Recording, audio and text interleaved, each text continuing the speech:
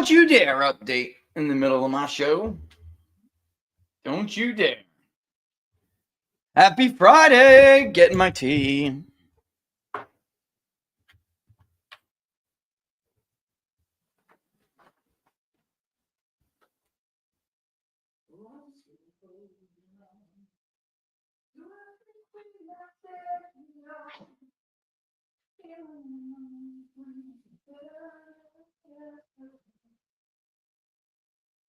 Oh, it's so hard for a million different reasons. You got the best of my heart. Let's go.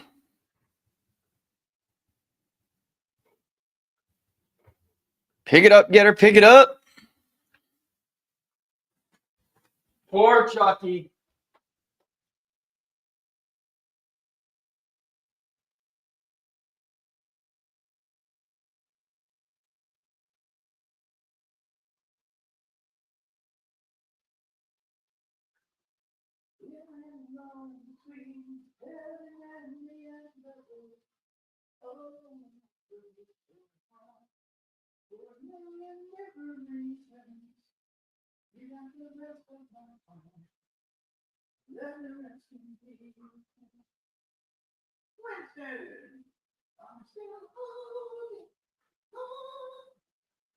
What's up, little Vincent boy? And come to the daddy during the show. Come on, very important thing.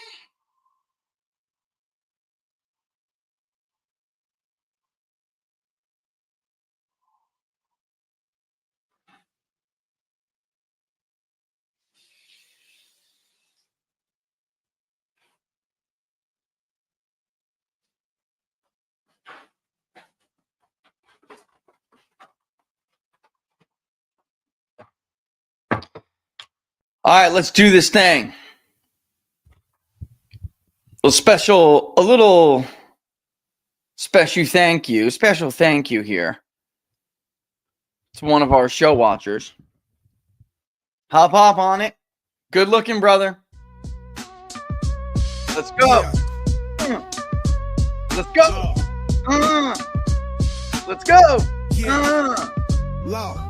Biggie in the cut, story to be told. Rich running numbers, mind dripping in gold. Ghetto mathematician, slick with precision, piling truth in the streets, clear with the vision. The people's Pundit, speaking for the block, saving the hood, ticking time on his clock. Charts and stats, yeah, truth ain't a bluff. Rich redefine the game when life gets tough. Two-pack with the fire, Rich got the stats, trading street pain for polls and facts. City's dark as night, he shine that light beam. Statistics save you in a real life dream. From Cali to Brooklyn, the word spreads quick. Rich got the numbers, deep analytics, the shtick. We talking data, not drama. Truth over noise. Ghetto economists revamping the boys. Pundit, speaking for the block, saving the hood, ticking time on his clock. Charts and stats, yeah, truth ain't a bluff. Rich redefine the game when life gets tough. No cap in his step, just clear analysis. Breaking down lies in political palaces. Big favorite line. Not in deeper consensus. Found a way to peace. Reason is defenses. So good. So good. Oh, so good, so good, so good. Welcome to Inside the Numbers with the People's Pundit. I'm your host, Rich Barris, the People's Pundit. Don't forget, if you like the videos, to like them and share them far and wide. But the best place to follow us is right here. Gavin Newsom's got nothing on me with hand talk. peoplespundit.locals.com, peoplespundit.locals.com. Like, what is Gavin doing? Look, I'm laughing. All right, but I'm taking the guy very seriously. Okay. Why? Because he's doing the only thing he could do to try to be the Democratic nominee or to win. Actually, let's put it this way. He's trying to do what it takes to win in 2028. But my question is simple. Without Barack Obama getting involved in making sure you get nominated, can somebody that Gavin Newsom is trying to rebrand himself into, can they even win a Democratic nomination? Can they do what is necessary to get through the primaries so they can then go on and win a general election? It used to be the opposite. I don't know what I'm making fun of him for. I'm textbook New York. I can't stop moving my hands. I talk with my hands all the time. You guys know that, but this is ridiculous. I mean, I'll play some clips here in a second. It's lunacy. I mean, it's completely ridiculous. All right. But the fact of the matter is, the Democrats don't want, or no, this is complicated. And I think that we have got to break this down, because there's a reason I'm putting up on the screen in before in the banner. How big is this base? It's like big enough to deny you a nomination, but it's not that big as far as the share of the overall electorate. It's not. And in prep for this show, I was going way, way back, because some of the issues that Gavin is tackling on his new little podcast is to deal with being on the ass end of these 80-20 issues that we keep talking about. Okay? He is not going, apparently, to run as a champion of transgender rights, because, of course, Americans do not see this transgender issue as a civil rights issue. They see it as a mental health issue. They think they're crazy. They're delusional. Now, don't mistake that for Americans very much their willingness to let people live and let live. You know what? Whatever, do you, boo. Do you. Whatever makes you happy. Just don't expect me, like Megyn Kelly said before her, you know what? If I could find that tweet she put up, it wasn't that long ago. Megyn Kelly's view, she's an outspoken critic of this. This is one of the reasons why, among many others, but this is a main reason why Megyn Kelly, one of them, supported Donald Trump, even though she was one of his biggest adversaries in 2016. Megyn Kelly's view, her view on this is the mainstream view in America. Okay, they want you to be happy, do your own thing, and who am I to tell you how to live? But I'm also not going to allow you to force me to participate in your delusion. And I mean, I don't have to go back and get it, but that's where it's at. Okay. And Gavin sees that. So he's like, I'm not going to do this. He's made several now public comments. He's made some waves with his podcast. The left is making fun of him left and right. You can see what's happening to Schumer as well over this continuing resolution. Democrats think they're losing this fight, or the base thinks they are losing this fight. I submit to you that the Democratic base is even smaller than we think it is. It's just that there are so many reliable Democratic voters, and I don't mean to insult anybody here, who vote for things they don't realize they're voting for. So for all of this talk about how educated Democrats are and how much smarter they are than the backwood white voter who votes for Trump, now we're going to go ahead and lump in that ghetto black man who's too young and stupid to know that Trump is better for, to know that Harris is better for him than Trump. Like, condescending crap. I am telling you that all those highly educated people who make those comments and have those viewpoints are actually the most ignorant among us.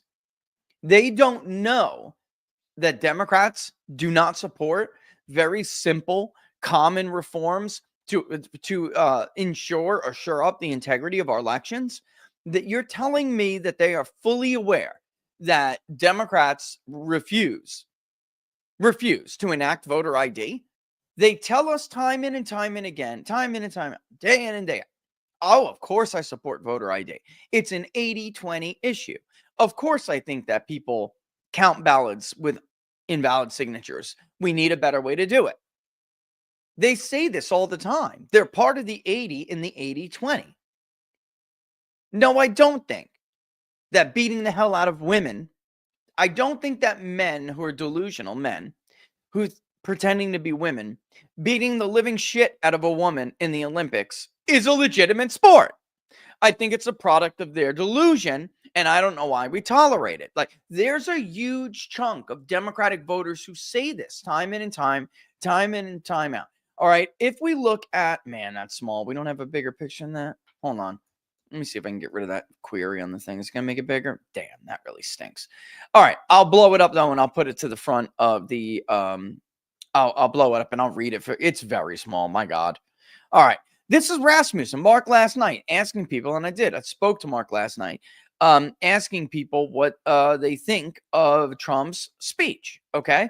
And here it is. Last week, President Trump gave a speech to a joint session of Congress. How much of Trump's speech did you watch? If you look at what's going on here, you have a ton of people who are saying that I give him poor ratings. He did a poor job. Folks, the vast majority of people who said that he did a poor job, didn't even watch the speech. 53% said none of it. So there's this like willful ignorance going on in the world, or in the anti-Trump world. These people just are knee flexor. They're it's like a reflex or knee-jerk reaction. They are opposed to Trump on everything. Yet they actually don't know what they're talking about. Infrastructure was another one. HR 1 was another one. Immigration is another one. If we end this right now and go back, and I mean, again, like I said, in preparation, okay, here it is. In preparation, let me present it for this. Yeah, let me stop. I have to stop it fully. In preparation for the show, I'm like going back and saying to myself, how long has this been going on? How long has it been the case that huge numbers of Democrats tell us, reliable Democratic voters, tell us that they are on the 80 side of the 80-20 issue when their elected leaders are arguing in favor of the 20? Abortion, by the way, is another huge one. When you sit down these voters and you say, do you support late-term abortion? They go, oh, hell no. A very tiny percentage of the country, and by the way, they're mostly liberal men.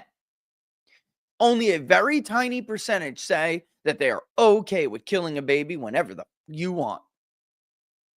It gets, obviously, it hits its plateau of opposition when we're talking about late-term abortion. But you can grab those voters and you could look at their views on abortion. And we have done this how many times now, folks? I've done many, many large surveys on this for you. You can see it clear as day. Even many of them bail on the heartbeat. Once the baby's got a heartbeat, didn't you have enough weeks to kill, to kill it, abort it? Like, didn't you have time? Why did you wait so long? That's like how most people think. That's why they really don't like this. Like, Republicans went for the jugular, and they should absolutely not have done that, because there's a period of time where you may not even know you're pregnant, guys. It's just true. Anyway, moving on. The Patient Pain and Protection Act, the unborn patient, whatever the name of it is, 25 weeks. The baby, according to some scientists, feels pain. They react to pain. Huge chunks of the Democratic base abandon them when you get to that point on abortion. And then from there, because of course it's the second trimester, from there you go to the third, and people are repulsed.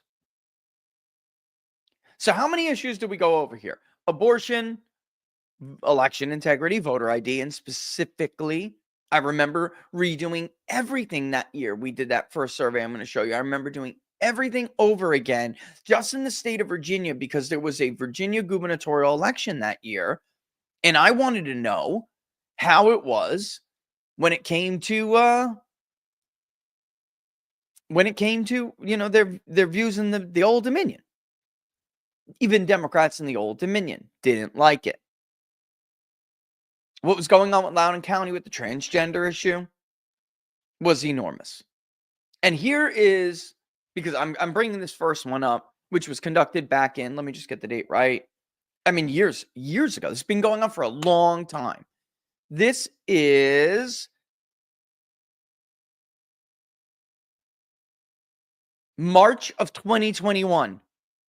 It's transgender sports nested by gender, parental, marital, and area. And it is the national poll, over 2,000 responses. And I'm probably going to go, let's just go all full to the cross tabs. Forget about nesting it. Ooh, this was one of the UFO posts too, by the way, which has got to be coming up. Support the public polling project, share far and wide. You know the story. We got to try to get another Trump approval out there, but also we have some other stuff we got to do. Okay, election integrity and reform. Man, let's start there. Let's go to the transgender after this. This survey, I'm so glad that we did this all this month, because this is a big deal. Oh, look at this. Bans on ballot harvesting, everything. But let's do photo ID. Okay. And just remember, in case I forget to tell you when we get to transgender issues, that the support for it was higher then than it is now. Americans have, and by the way, we're not the only ones. Even the shit media pollsters know this and have shown this. And Harry Enton did an entire segment on it. Once upon a time, it was like 55-30, 60-25, 60-30. It's just blown 80-20 now. Because I think that Americans got to see it with their own eyes too. Like, what does it look like? What they're asking. What does it look like? Back then, it was just being experimented with in certain states and in certain school systems. It was very early. Loudoun County was a big deal in the Virginia gubernatorial election. What happened in Loudoun County was a sexual assault, blah, blah, blah, blah. And I don't mean blah, blah, blah to dismiss it. I mean, you know the story. And I don't need to get into the disgusting details. And then how, by the way, elected Democrats who are supposed to protect your kids absolutely allowed that girl to be assaulted for their own ideology. And of course, we just had the Olympics last year before the election, and we could physically see one case obviously was big, but there was actually two. We could physically see a man strike a woman so hard that her sparring helmet wraps around her face, and she crying, and not because of the pain, but because of the disappointment and the unfairness of it all, was forced to forfeit because she, of course, could not match his strength. All of her hard work, all of her dedication for more of her life than she's been alive, down the drain because of ideology, because of a delusion, because an ideology has to tell us that we have to tolerate a delusion. Why? Because they need more votes. Let's just cut it, and let's get to what it is here. They've lost so many minorities. They've lost so many of their core Democratic constituents that they need new victim groups to champion and to vote for. They've sure as hell sold women down the fucking river. They lost Megyn Kelly. They lost J.K. Rowling over this. Look at how it was even back in 2021 with Democrats, okay? Let's do by party. Let's just take party. First of all, let's do the voter ID, and let's stay to the party, all right? You can even see here that a majority of Democrats either at least support, if not strongly support, photo identification being required to cast a ballot in elections. 33%, a third of Democrats, said they strongly supported it, and 33% said they somewhat support it, making for a grand total of a super majority of Democrats in this country saying that they support photo ID. Let's keep going because there's a lot to go through. Signature verification. It's even more. 71.6% of Democrats alone. Keep going. Bans on ballot harvesting, which they champion. They champion this stuff. These are their reforms, their party's reforms. So just bear with me, because what I'm arguing is two things. One, these numbers have gotten worse for them in the last 4 years. That's number one. Number two, the media is the answer to it. The question is, how do we have so many Democrats who don't know what the hell they're voting for? There's a hatred that the media has sowed. They have a block. It's sad, but they have a block on their reason. And why? Because you have Gavin rebranding himself here. And it's funny how he is making it out like there's all of these things from the right that are deeply concerning to him, but he doesn't seem to care at all that his own party champions issues that most of his voters don't support. That is a major red flag for some kind of like mass willful ignorance. And what drives it? Hatred. It's a hate that they have planted in the hearts of these people. This is what the media has done, has helped the state and their preferred vehicle for power, which is the Democratic Party. This is what they have done. So when I tell you that these people are the worst of humanity and they are the enemy of the American people, don't tell me I'm being hyperbolic. It's not at all hyperbolic. And that is going without even bringing up all the other stuff. How they will make up fake things that are extremely dangerous conspiracies, like Russia collusion, by the way, which leads to the House Majority Whip and 4 other people getting shot. Rand Paul being attacked on his front lawn. These are bad people. And of course, a quarter or less inch away could have been the assassination of Donald Trump. All because they don't have people on their side with big, big issues. And those issues are getting smaller. Even abortion, their number one issue. I could go through those crosstabs as well, but you guys know it. Here's election day deadline, something that's a little bit more complicated for people to understand. The supervisor of election, if you're Florida or Georgia, you know what I'm talking about. But other states, you may call it the clerk of court. Not the clerk of court. The county clerk. All right. There are a lot of people, a lot of different titles, well, not a lot, but a handful of titles that you may know this office by. It's countywide. They must report totals for votes cast by a certain time. In Florida, it's 7:30 Eastern Standard Time, Eastern Daylight Time, whatever, EDT, Eastern Time. I'm so sick of this debate back and forth. So anyway, and they must report the total, not only of the votes, but the total for each vote category, such as how many absentee ballots do you have? How many early absentee ballots do you have? How many in-person absentee ballots do you have? How many in-person early votes do you have? How many in-person election day votes do you have? All of that needs to be known before the polls close, by the way, in most states, and that have these laws. And for most Americans that you explain this to, it's very simple. They're like, of course you need to know that, because then it's very easy for someone to feed votes later until they win. It's too easy to cheat without it. Of course. It's common sense. Even to Democrats, even though their party is opposed to it. 53.9%.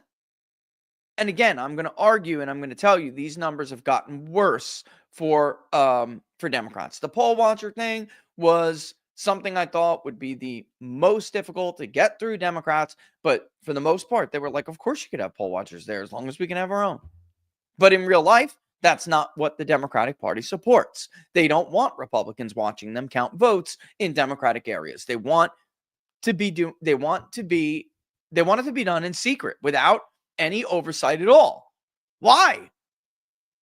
So they can count the votes that they can get when there's no photo identification, or they can count the votes that they can get when there's no election day deadlines, even though they come in late. Okay, I mean, it's obvious. This was people who vote, which is interesting. We could just go back to, by the way, sorry. So I'm not going to save it. We're going to go back. There's the radio. Here it is. I will add something to it. I'll add something to it. So here's the transgender issue. If we go to edit real quick, by the way, let's throw party in the, where is it? Political identification should be there. Yeah. We could just do the full one. Let's put it at the end. Let's close her. She's going to refresh, do her thing. Any second now. There we go. Come on, market site. It's almost commercial time. And we can go to party and we can see. Please tell, and this is how we worded it. Let me get a sip of my tea.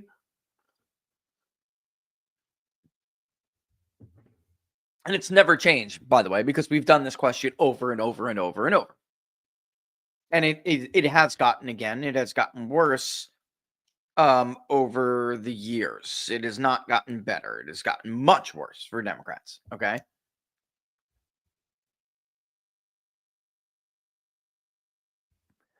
Please tell us whether you support or oppose transgender students or athletes or fighters in each of the following roles. Transgender students participating in sports teams along the gender they identify with, such as biological males identifying as females, joining a biological female soccer team, or vice versa. Transgender students competing for sports scholarships against the gender they identify with, such as biological males identifying as female, competing against biological females for a track and field scholarship, or vice versa.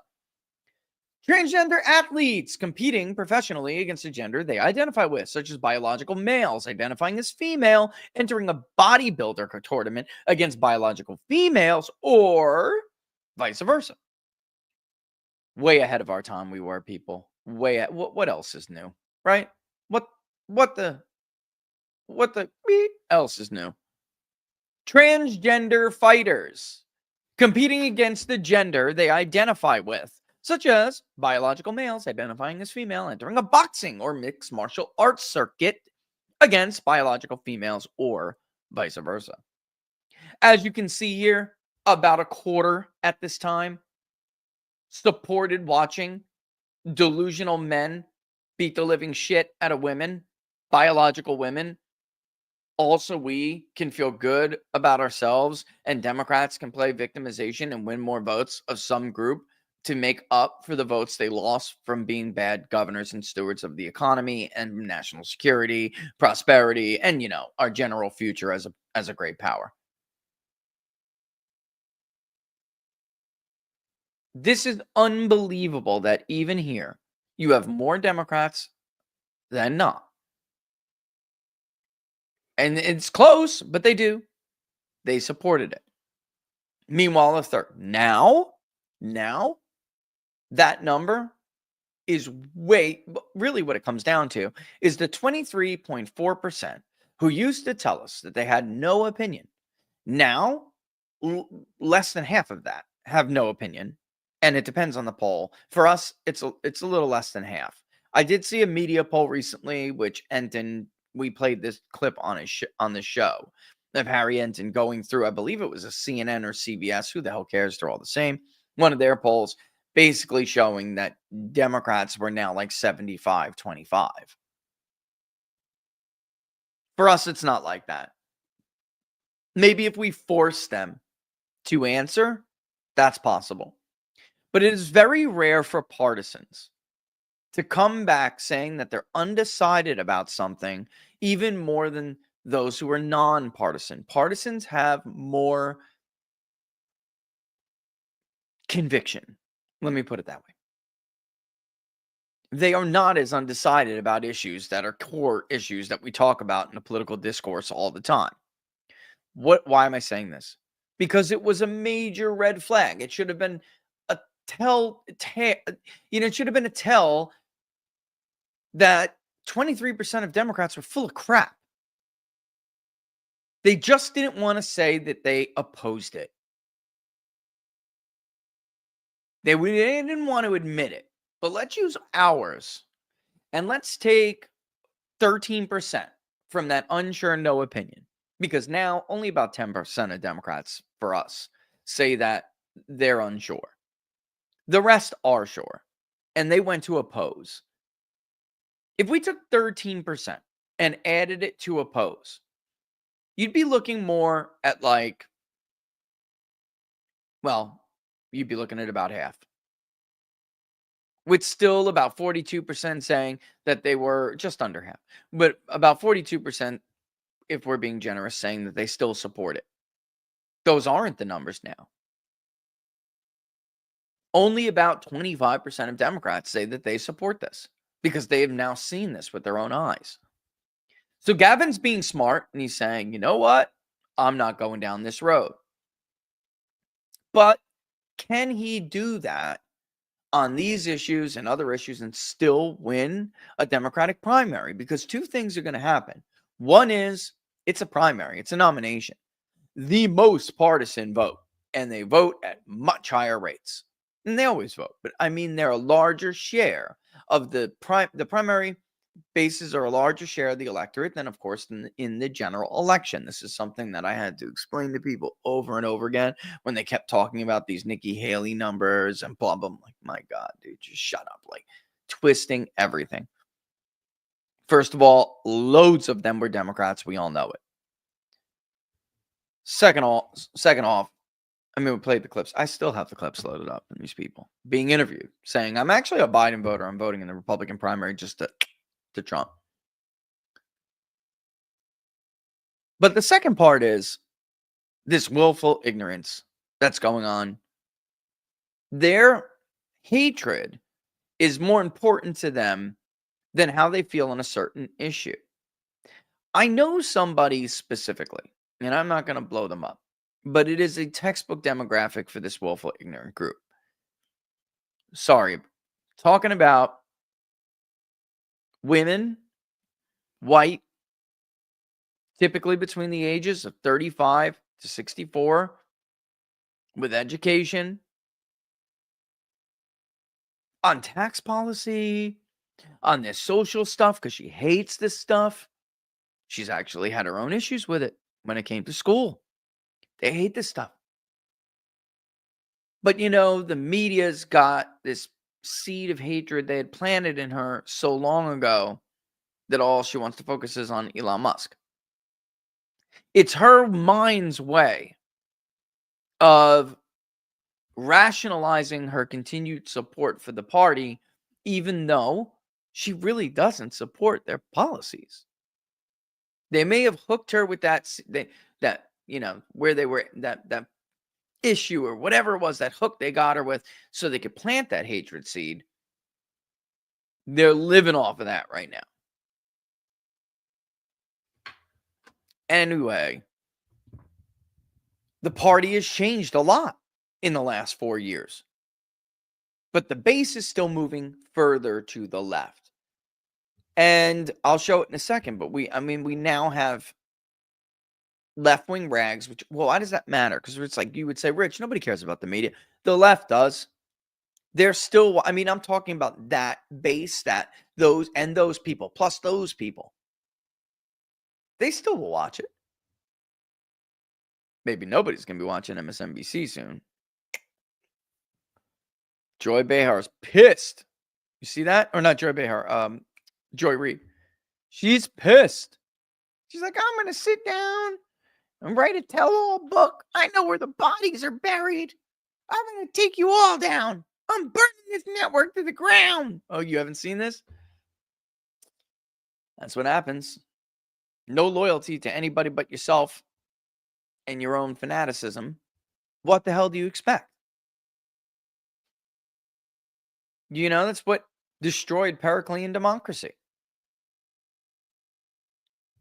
This pretentious collectivism that really is a whole load of horse shit.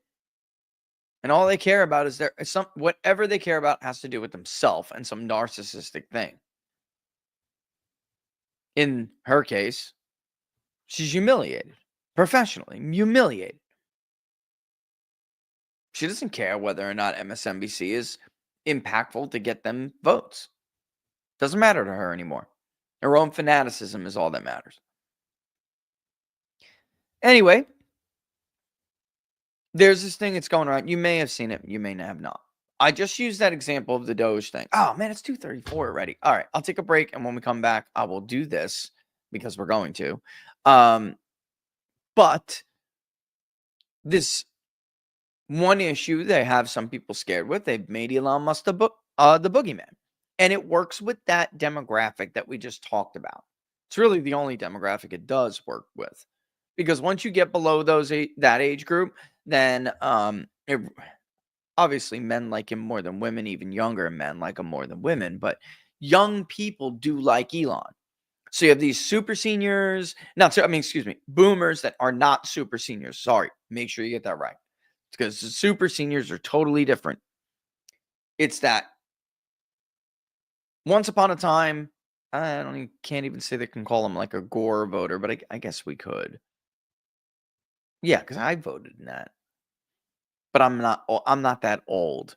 So let's think about it. I mean, it could be more like a Dukakis is too long. And Bill Clinton's different. A lot of Clinton voters are Trump voters now, so it's hard for me to put this in presidential term, to give you like a so-called voter, like a, like I would say a Trump voter or an Obama voter or a Bush vote, right? Like that kind of, there's not one I could really use because they're like 50 to 64 is the crux of that. That group that was once upon a time 50 to 64 Democratic voting group. Things are changed now. They've gotten older, and between 65 and 74, those once upon a time 50 to 64 liberals are now seniors. But once you get to the super senior element, it gets more Trumpy. All right. Which is why a lot of pollsters mess this up, by the way, because it's harder to get 75 plus on certain data collection modes. So they'll grab a whole bunch of 65 to 74s and then just tell you it's 65 and above. When in fact, if you were to look at it, you would see it's like maybe 4%, 6% super senior, when it in fact should be like 10 or 12, right? It makes a big difference. That's why, again, the New York Times was wrong about the senior vote, and so many others were. All right. It is getting closer because of the Democrats in that younger age bracket to the senior group, but it was not the ridiculous nonsense like Marist and Ann Seltzer and the rest of them. And we had to entertain that. I mean, Ann Seltzer was among the worst. We had to entertain that somehow Harris was going to win senior whites in Iowa by double digits. All right. But we'll look at this clip in a second. I want to, some people may have seen it because it has been going around, but I'm making the point that the Democratic Party, I don't know if Newsom can go back to that. I don't know that they can. They have a habit of pretending like they never supported a certain thing. I mean, Obama's a great example. The guy ran twice on traditional marriage. Not once, twice. All right, let's take a break. We'll come back. I'll run the clip. All right, look, folks, if you've ever thought about protecting or diversification when it comes to your wealth in your portfolio, and then you're looking at gold or silver or other precious metals, the folks at Freedom Gold are definitely the place to go. Give them a buzz, 888-279-3592, because what I really love about them is you're not going to get a hard sell. They want to make sure that you have all the information you need to be confident enough that when you do make a decision, you are making a confident decision. All right. Also, their deals are incredible for you guys. They've lowered the buy-in from some of these houses are like 50 grand, 10 grand. They themselves are $5, but not anymore. For you guys, just $500 to get in. Those who do open a dialogue with them, like a sincere dialogue, I thought it was just people who get an account, but that is not true. People who have won, even though they haven't gotten an account. They get thrown in a prize pool. It's essentially a monthly raffle, and someone's going to win free silver, which is really cool. And there usually is about 2 winners every month. But they got a lot of great deals. If you give them a call or you go to the website, check it out, and you'll see them. You can get a $500 credit if you open a new gold or silver IRA.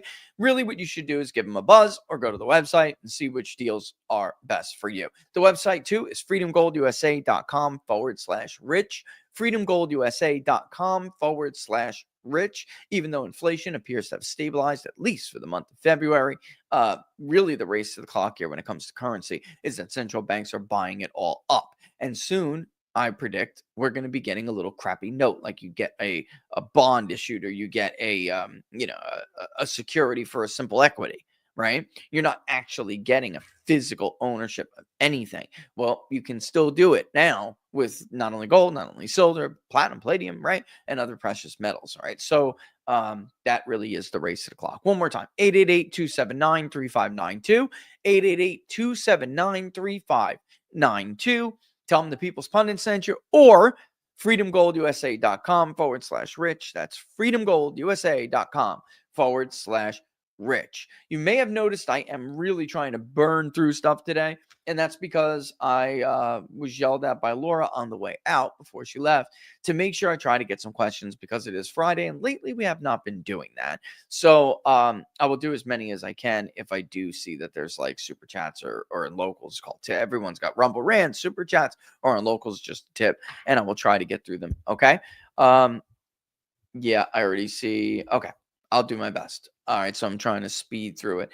All right, but before we go on here, Once upon a time, what if I told you that once upon a time, Barack Obama himself was all about the general principles that you're now seeing the members of DOGE operate under in order to get rid of waste, fraud, and abuse in government?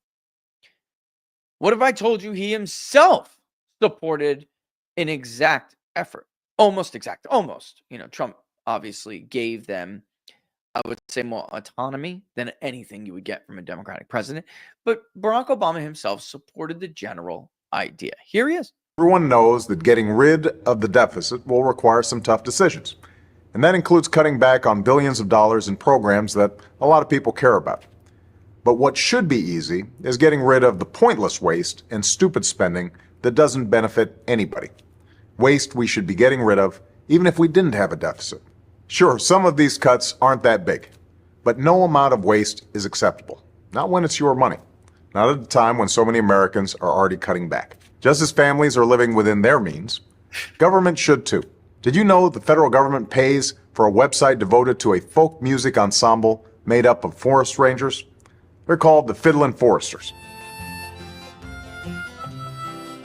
I'll put their music on my iPod, but I'm not paying for their website. And there are hundreds of similar sites that we should consolidate or just get rid of. By the way, you're not only paying for websites no one needs, you're paying for thousands of buildings all across the country no one uses. For the last decade, the government's owned a massive and completely empty warehouse in the middle of Brooklyn, for example. Now, the government hadn't been able to sell this building and others like it because of red tape and Washington politics that held things up for years. But we're finally cutting through all that and plan to get rid of these buildings in the months ahead. Okay. Sound familiar? Does it sound familiar to you? The only difference, of course, is that Trump established a new agency to do it. And it's more than just making sure that we're not paying rent on empty office space or office space for people who are just doing absolutely nothing productive or to the benefit of the nation. All he did was bring somebody in from the outside who has enormous experience in making sure that something runs efficiently, has no rent seekers breathing down his neck. His team doesn't, and has the freedom and the autonomy to do what's necessary. Because, of course, that's what Trump promised to do. Did or did not Donald Trump run on the promise that he would come out and bring in the best talent that he could find? He'd come out swinging on this, and he would address it. And we talked about this a little bit on Wednesday, that it really is the only one who can do it. No elected person, no elected president, folks, not the next president, whatever. If they want to get reelected, they're not going to tackle the stuff that Trump is tackling. Don't have the courage to do it. Doesn't matter what Gavin Newsom says now. He's full of crap. It will buckle under the weight of the pressure of the executive branch and the lobby that the bureaucracy is essentially a faction. It's not essentially, it is a faction. We talked about this a little bit the other day. It is one of, in Jack Schneider's thesis, one of the primary reasons that you saw the collapse of so many great powers in the 20th century. They overextended. They were too expansionist. That was the blob. The blob was doing it. And they couldn't course correct by the time they realized it was too late. Why? Because the bureaucracy is going to fight you tooth and nail. By the way, bureaucracy is a absolute threat to a great power. It could be anyway. We need it. We all need it. But how big it is and how much power it is absolutely matters. Why is it? Do you think the chairman of the former Soviet Union implemented perestroika because he knew the bureaucracy would stop him from scaling back the terrain and just the overexpansionist policies of the former Soviet Union? So he weakened them. And now, by the way, Russia's in better shape. Now that they liberalized their markets, now that they don't meddle in everybody's foreign affairs, they're not trying to expand out in, Asia. And they're not. Don't give me this crap, guys. And no, there's no Russophobia here. We look at things from a rational point of view. We're rational people here. All right. I mean, I could keep going on and on with Barack Obama here, but you get the point. Plus, I have to talk about Schumer getting filleted. So it was all right for Barack Obama to do it. It's perfectly fine for him to have the same idea. The difference is Barack Obama wanted to tinker around the edges. Little tinker, little tinker, little tinker. He wasn't going to do anything about it. He's not Donald Trump. Tiny cojones on this man. Great actor. Super good campaigner. Totally full of shit president. All right. Where is the first clip about Chuck Schumer? Okay, so first let's play the clip of Chuck himself, okay, where he so-called backs down, which is how both the right and the left are framing it. This is a clip, had Tip Florida's voice, all right, and this is on the shutdown stuff, all right, and then we'll get to how the base is reacting, even though, again, I would argue, how big is this base really? I think it's an illusion that the Democratic base is as big as people think it is. If it was the case that they're in the 40s in this country, then we would not see Democratic identification in the low 30s right now. I'm not saying that people are identifying as independents aren't reliable Democratic votes. I am, obviously, for the reasons I laid out before. There's this willful ignorance phenomena going on where that seed of hatred that they planted in their heart, they use that to rationalize. Whoa, we got to stop that. They use that to I need to talk to them. No, it's my generator people. They use that to rationalize why they still vote Democrat, even though they don't support them on these policies. All right. All right. Here is Chucky on the floor of the U.S. Senate. By the way, Trump gave him credit. Trump said you did the right thing, despite how much pressure he knew he was under. All right. Let's play this first. Republican rejection leads us to a decision. And it's not really a decision. It's a Hobson's choice. Hobson's choice. Either proceed with the bill before us or risk Donald Trump throwing America into the chaos of a shutdown. Okay. This is being phrased by the left. And if I have time, I will show you the headline. It's a perfect example. This is being phrased as a gutless surrender, what you just heard. I don't know that I would characterize this as a gutless surrender. Listen to what he just said. He didn't just say, yeah, well, guys, we're not going to get, and this is the right thing to do. No, I mean, he even pivoted, tried to blame it on Trump. This is a Republican and Trump's fault, yada, yada, yada. And it's being used now by the left. And we're going to have to say saying the far left is not accurate. The left in this country is far. As if we are, and this is why the Harry Entons and the rest of these people who try to pretend to be objective political analysis, they're full of crap. They should know, and they should admit, the views held in this country by the vast majority of Americans are not left views. They're not. Immigration.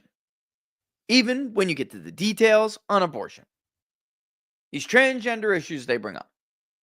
Economic policy. War. Taxes. Even. Immigration. Did I say immigration already? They absolutely align with the not just Republican view. They align with the MAGA view, the America First Republican view. They are the majority view in this country. When you look at those issues, which are the top issues. Inflation. Do we risk inflation because to benefit this Green New Scam agenda? No. It is not the priority for the American voter. the American adult, for that matter. There's almost no big top 5 issue where Democrats really do have the public on their side, or they are in the mainstream. The left is already far left. So to characterize it as the far left wants Schumer out is not really correct. The left wants Schumer out. They are already far to the left. The narrative makers in media who help them, and in the entertainment industry who help them, it doesn't make it true. You know what I'm saying? Their propaganda being repeated over and over and over doesn't make it true. And I remember when the left was anti-war too. Being anti-war was a left-wing position.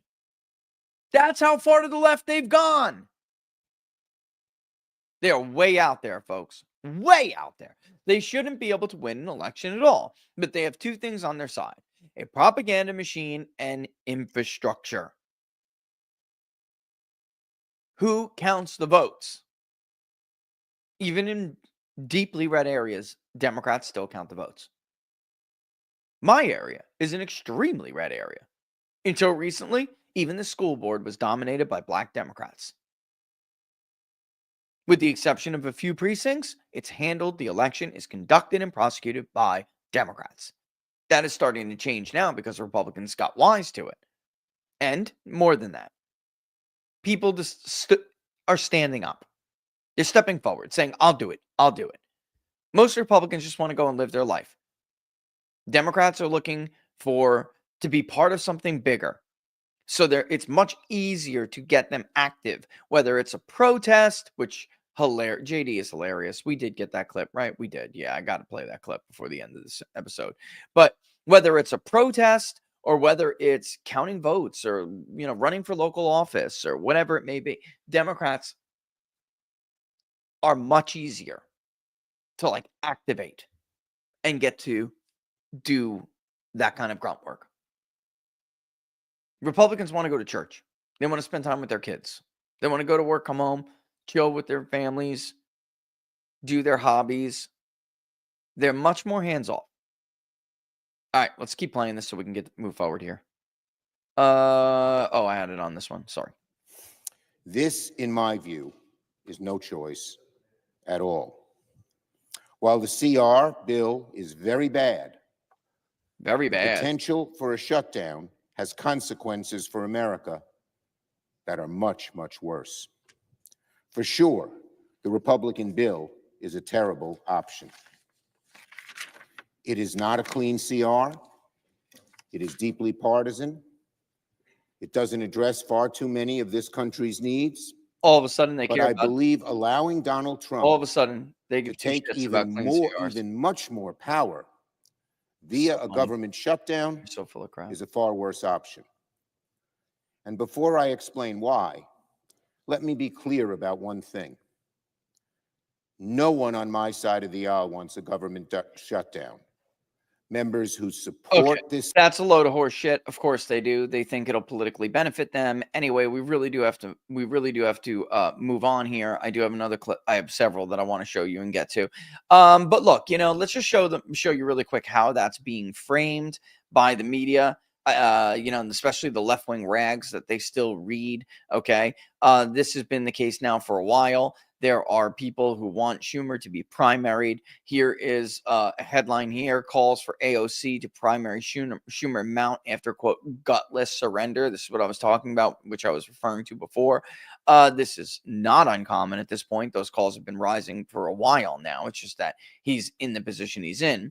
It's hard to take out a sitting majority leader in the U.S. Senate.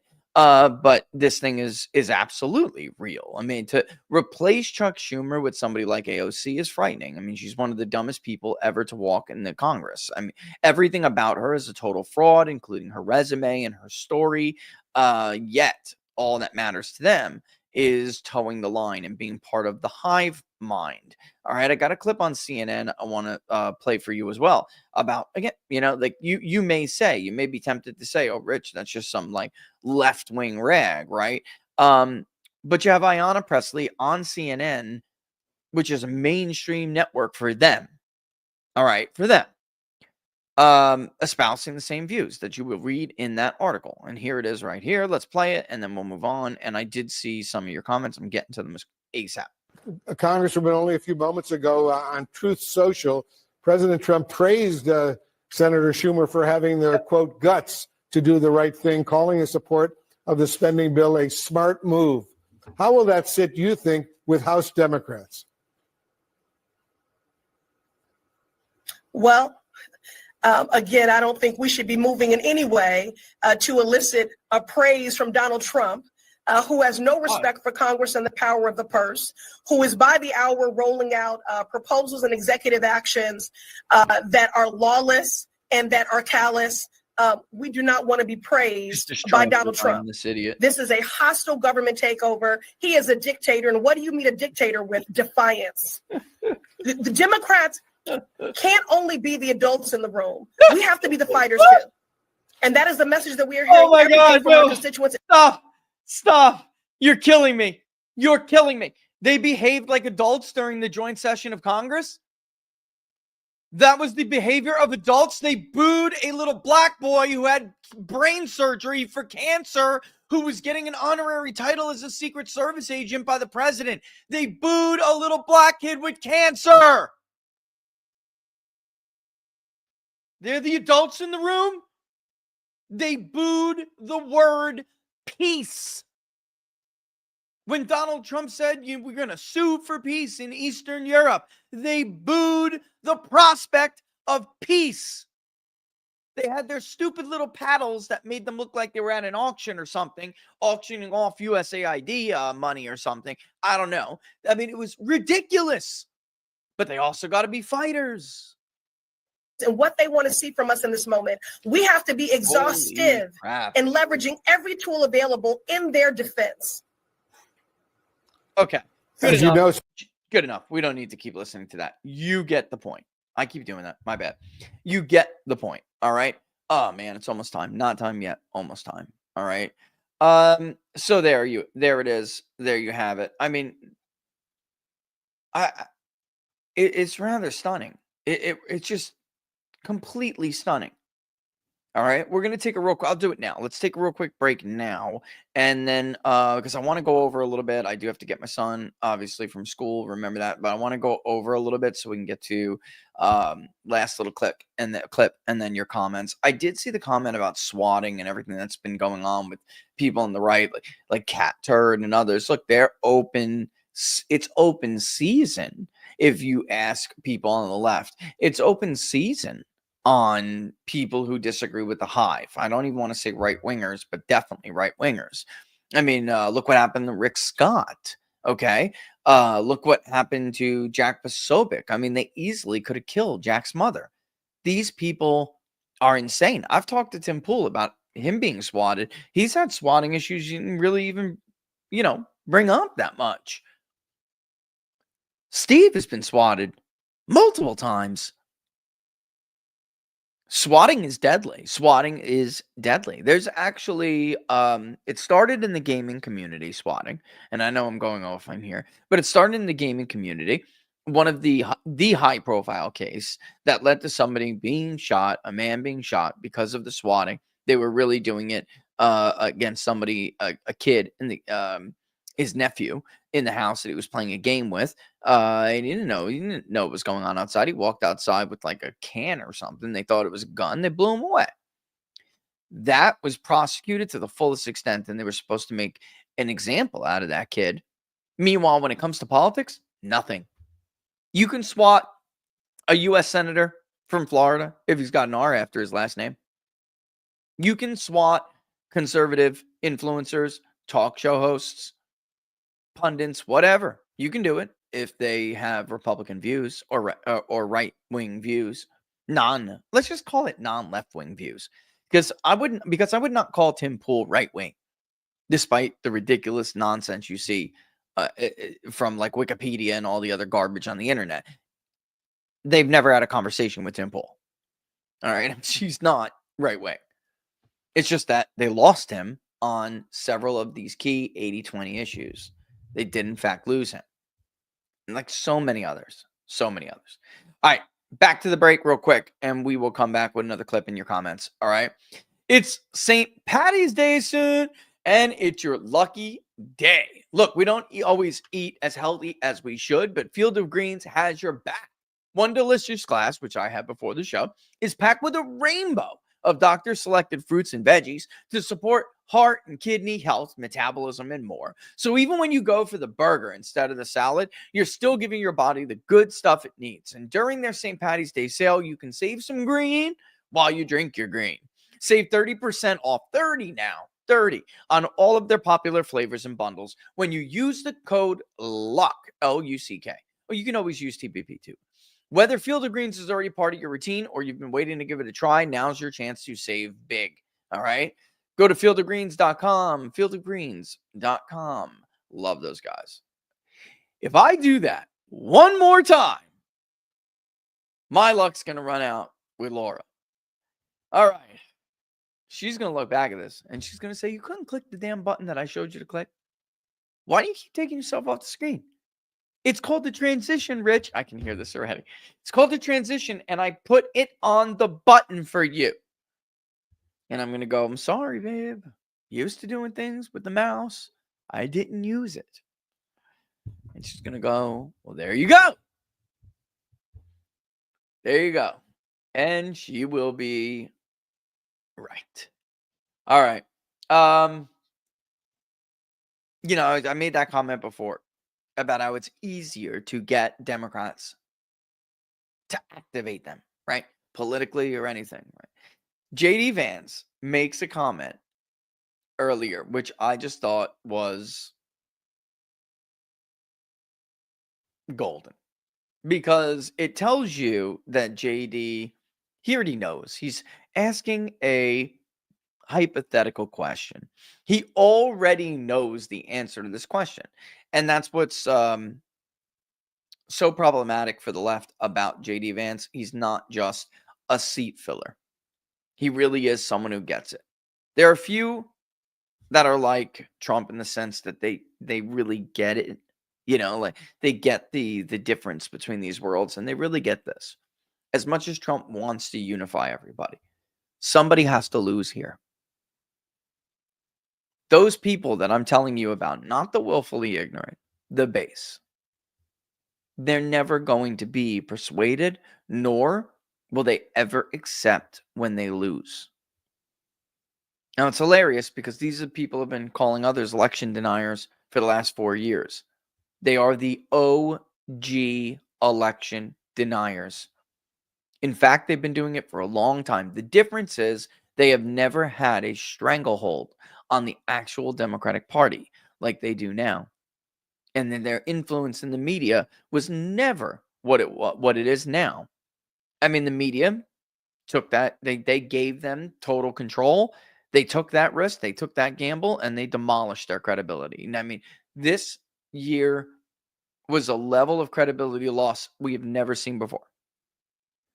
All right. So let me play this and then we'll get to your comments. All right. Great event, this great facility, great business, and of course, great workers. And I'm sure all of us saw there were a few protesters outside. And I can't be the only person wondering, you know, it's a little after noon on a Friday, and don't you all have jobs? Who are the people?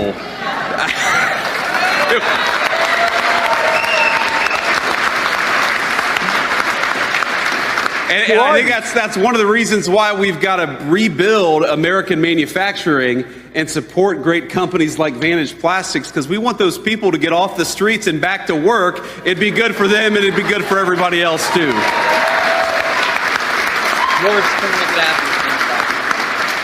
We've got this great event.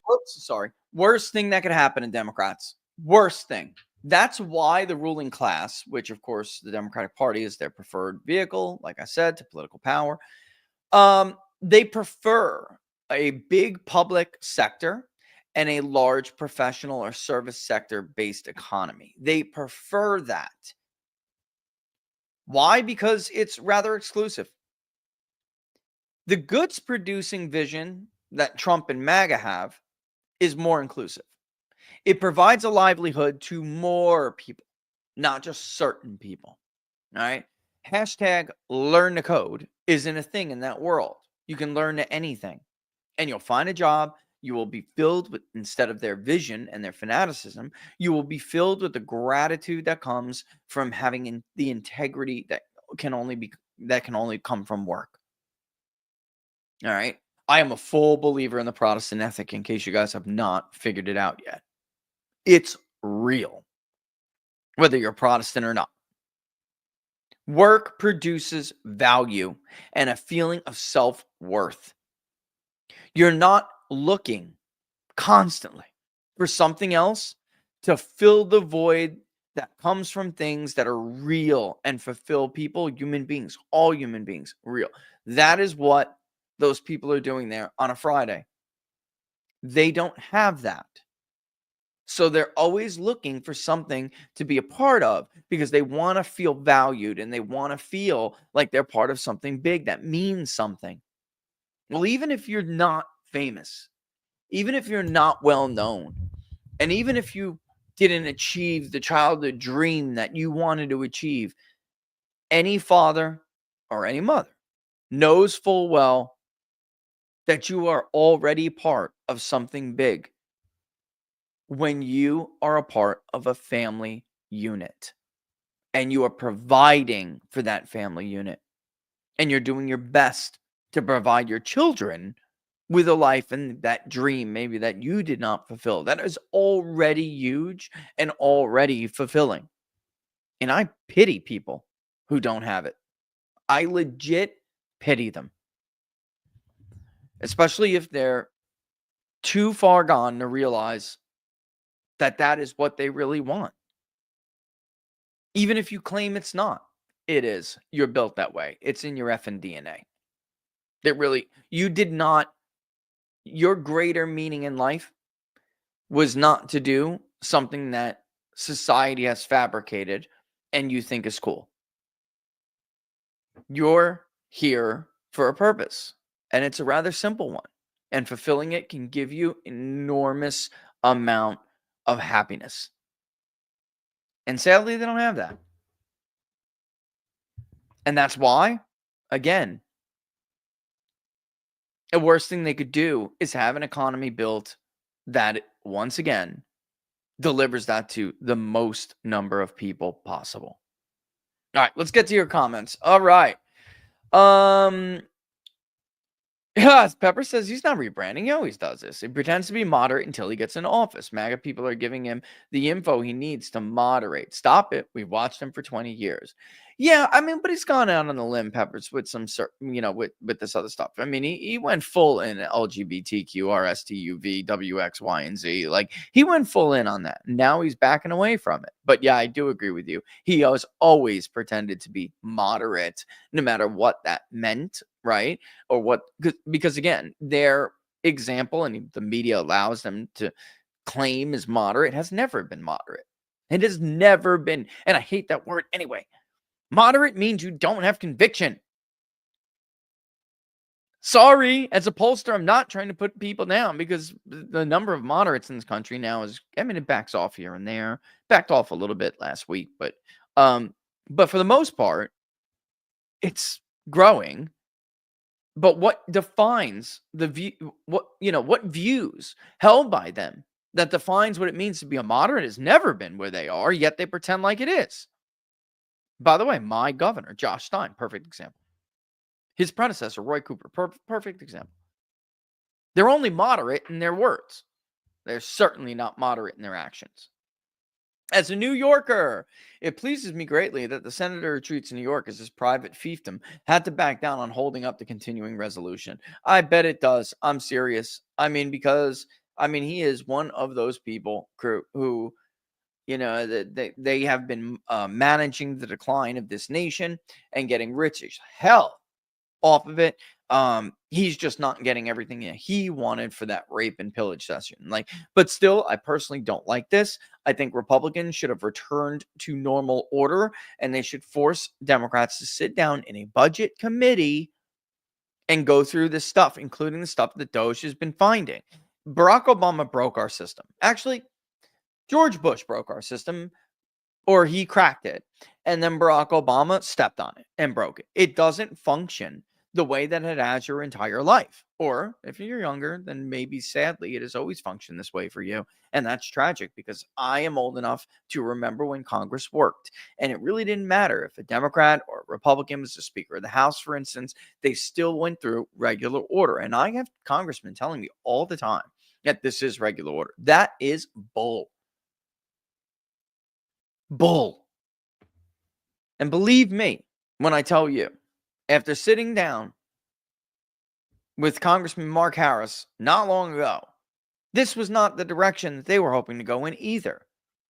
So the idea that's like Trump is just winning out here is a load of crap. But they need to do something about this now. Go back to regular order. Who gives a shit about a shutdown? Who cares? You have activist judges preventing you from firing people anyway. By the way, anyone else notice these judges just make this stuff up as they go along? Reagan fired every single air traffic controller during that strike. Trump is the head of the executive branch, the elected head. If he can't do this stuff, then what these judges are really saying is that bureaucracy is really in power. Your elections don't matter. And they are saying that because they do believe that. Barnes and I just lost a case, private case, working for somebody, working on somebody's defense. The judge legit said on the bench that the Constitution has no room in this courtroom. I was floored. What? He couldn't have said that. He couldn't have said that. Rewind. No, he couldn't have said that. Rewind that again in your head. He could not have said that. He said it. They don't give a shit. So, to it, or, as a result, I would actually say, if I was Trump, I would not listen. I would ignore these judges. I would pull a full-on Andrew Jackson, and I would say, stop me, mother. Here's your tyrant. Now you get your tyrant. Rich, you got to get better at reading super chats. I guarantee you would get more if you read them more. Only on Fridays, Tony. Only on Fridays. You got to stick with your show program. You can't, that's like a YouTube show, We're not really a YouTube show here, but I know. Laura says the same thing. But of course, Laura's thinking about the show. Her job is to keep, the show financially sound. I'm trying to keep it structured and be, what it started. But you have to do something. You got to compromise on that. Otherwise, it just won't be around forever, But Fridays, you're right. We have to make sure that we keep more time to do this, I brought up the swatting. Hey, Rich, how do you see the 2025 Senate specials? Are we going to get real MAGA senators in Florida and Ohio? We'll be stuck with rhinos. Too early to tell. But I guarantee you this, Hector. I will 100% be doing specials on every special election. All right. And we will be covering them live, by the way, on election day. But of course, we will be covering them as this stuff develops. It does. By the way, that's true of Virginia and New Jersey as well. All right. Which I'm trying to do. Somebody. That's on the other platform about the Wisconsin. I'm getting to you locals. That's drearier. I got to be careful about what I say with both New Jersey and Wisconsin because I have a footprint in them indirectly, but I do. If certain people ask for my help, I'm going to give it to them. 10X is working on the Wisconsin Senate race. And how could I put this? We will see whether Wisconsin's tough, man. It really is. And that's from Drearier, right? Yeah. Wisconsin's tough, Drearier. Really tough for Republicans on all cycles. It's because Wisconsin has such a relevant demographic, especially on the white side of the Trump coalition, that will vote for Donald Trump. I mean, we've gone over this a lot, and I'm sure we're going to again. Think about lumberjack country. If we go and look at the results, hold on. Yeah, let's go to let me point it out. How much time do I have? I got time. Let me point it out real quick. This is the area I'd worry about where Hagedorn really flopped, and then you can compare it with the Senate election, which Hovda lost. Okay. And by the way, it matters because this is a white demographic, especially in these 3 states. So Mike Rogers, like Donald Trump, did win in Michigan. He won the Hispanic vote, but he did not do as well as Donald Trump with the white vote. And that's why. Why? Because of this group that is part of the MAGA coalition. That's really, but when I say MAGA, I mean Trump. And this Wisconsin race will be a test of whether or not Republicans will be able to get out, and they're not going to get them all out. This is special, but will they be able to get out that first-time Trump voter in Wisconsin that has no primary or no off-cycle voting history? Will they be able to get them out? That is a huge deal. We're going to have to find out, and we will find out. These elections will tell us. All right, so here's Wisconsin, okay? You can see up here specifically, let's look at Trump's margins. In Douglas County, Trump won 47%. That is the highest of any Republican candidate for president since Ronald Reagan in 1984. This is enormous support, okay? In Douglas County. Bayfield, 43. It gets a little bit tougher. And the Ashland is usually around in the middle. And he got 47%.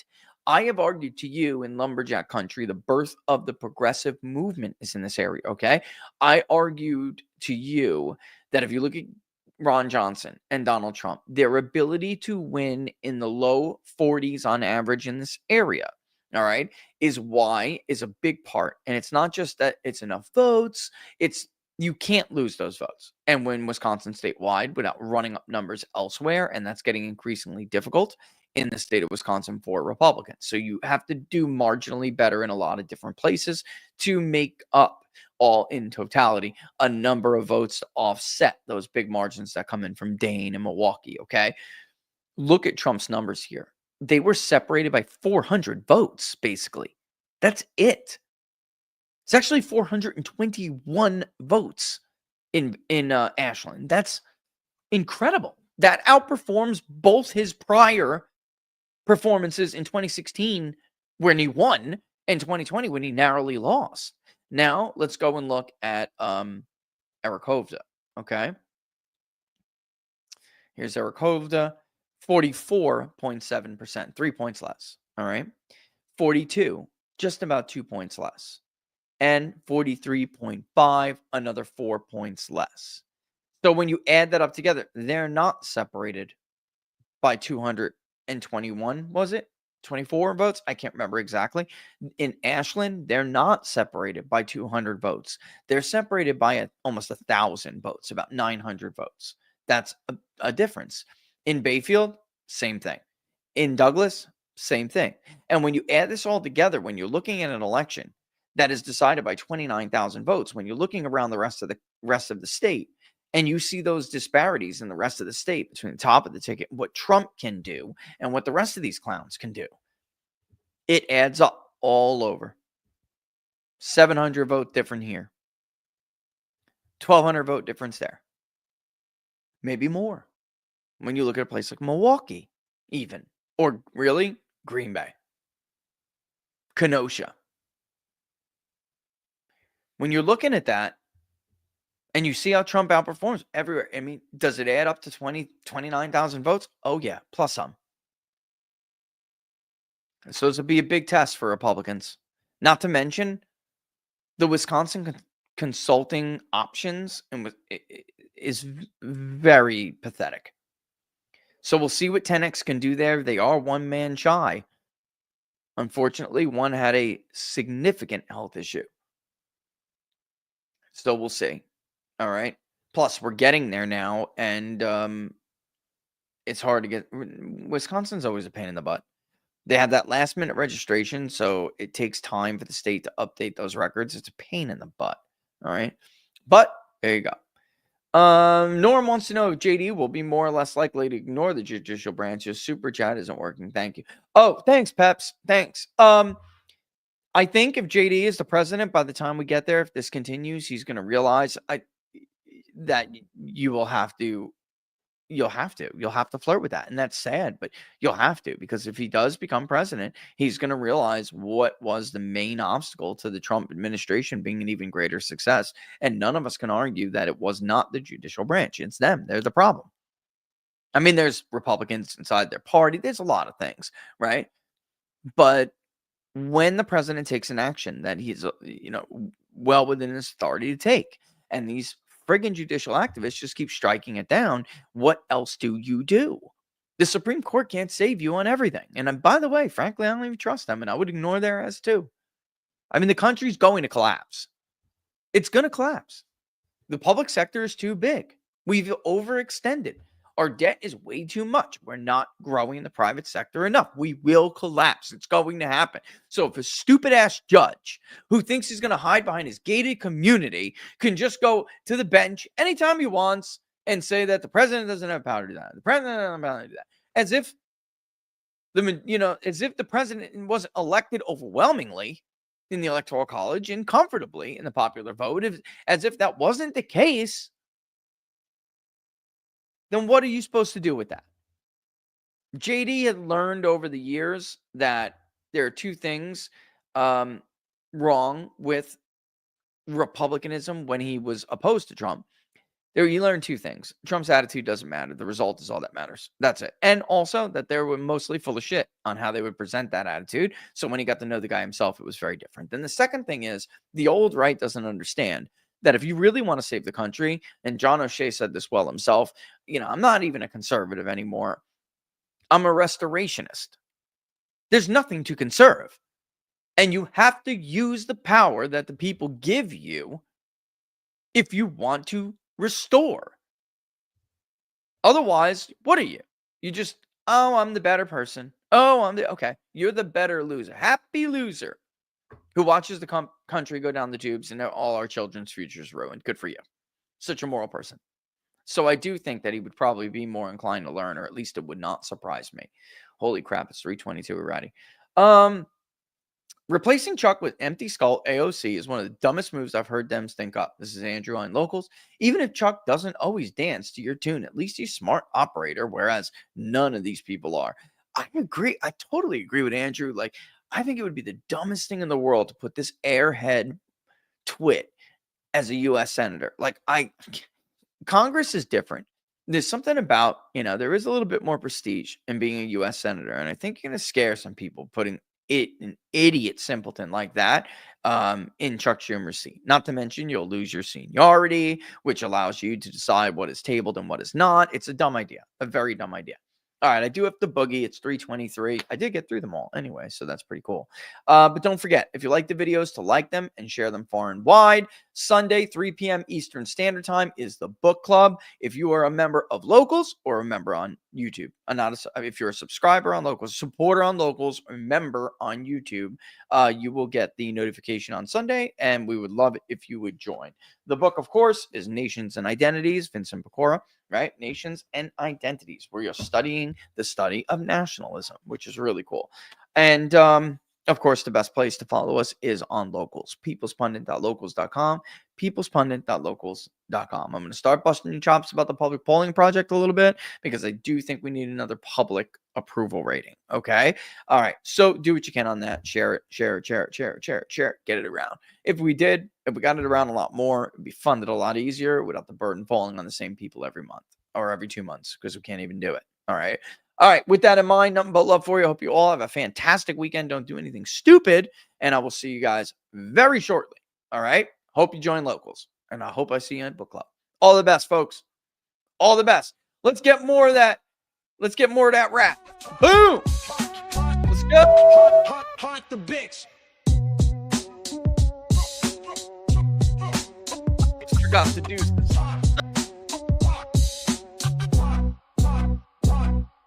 The people's Pundit, speaking for the block, saving the hood, ticking time on his clock, charts and stats, yeah, truth ain't a bluff, rich redefine. find the game when life gets tough. No cap in his step, just clear analysis. Breaking down lies in political palaces. Biggie and Pac nodding deep in consensus. Found a way to peace, reason is defenses.